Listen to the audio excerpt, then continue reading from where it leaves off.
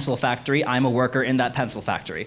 You can have all the machinery, you can buy all the raw materials you want, but without me, and presumably many others like me, to assemble the pencils, all you would have is a pile of wood, yellow paint, graphite, rubber, and aluminum. Okay. That would be worth, and that is worth less than the pencil when you try and sell it. And yet, all of that value added by labor, apart from the wages that you give me, which if we're being honest, there is a major power imbalance in our ability to negotiate that. If all that putting the pencil together requires is basic use of your prefrontal cortex, then yes, your labor is alienable at lower rates than if you are a doctor. That's not the fault of the person who owns the machinery.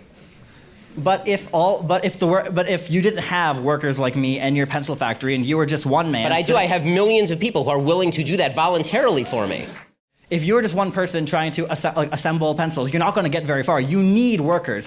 Capital needs labor infinitely more than labor needs capital. That's why you have worker cooperatives where the workers are the ones... I fundamentally disagree on the distinction between capital and labor. Capital is just a term for money. If you're talking about money, money does not grow from the ground. Money only has value because it was traded for labor at one point or the products of labor. So if I take my money and I buy machinery, I have invested my labor in doing that because I didn't get the money from nowhere. Even if I got it from my parents didn't get the money from nowhere. The people who built the machines required me to trade something of value to them in order for me to obtain the machines. The people who invented the machines required people to pay them in order to get the patent to that machine so they could build the machine. The problem that I'm seeing in what you're saying is you have still failed. If what you're talking about is a system of voluntarism, you still have not named any area in which we disagree, and yet you're telling me that you're a socialist and I'm a free marketer. So one of us has got this wildly wrong, and I'm pretty sure it's not me.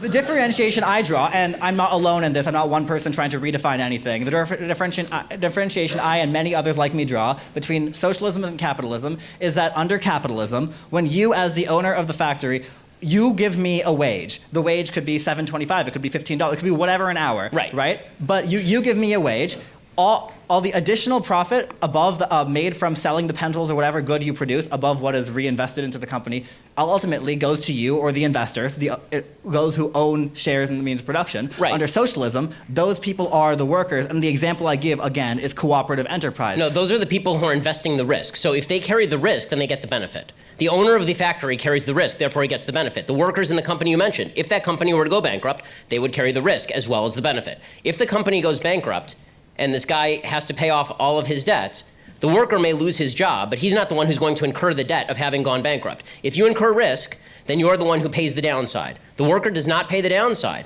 Okay, it is the investor who pays the downside, who invested in all the machinery, who sunk millions of dollars into making your labor productive. Because guess what? Your labor is without that machinery. Gunk. Nothing. You don't have a pencil to put together. You don't got the wood. You don't got the paint. You don't got the rubber. You don't got the metal. You got nothing. Right? You're sitting there, standing outside, twiddling your thumbs. It required somebody to invest, who do you think put more in? The guy who spent millions of dollars buying all the machinery, leasing the place, making sure there was a management structure, doing the LLC formation, making sure all the tax code was in compliance, or you standing outside because you can stick a piece of graphite into a piece of wood? Now we're done.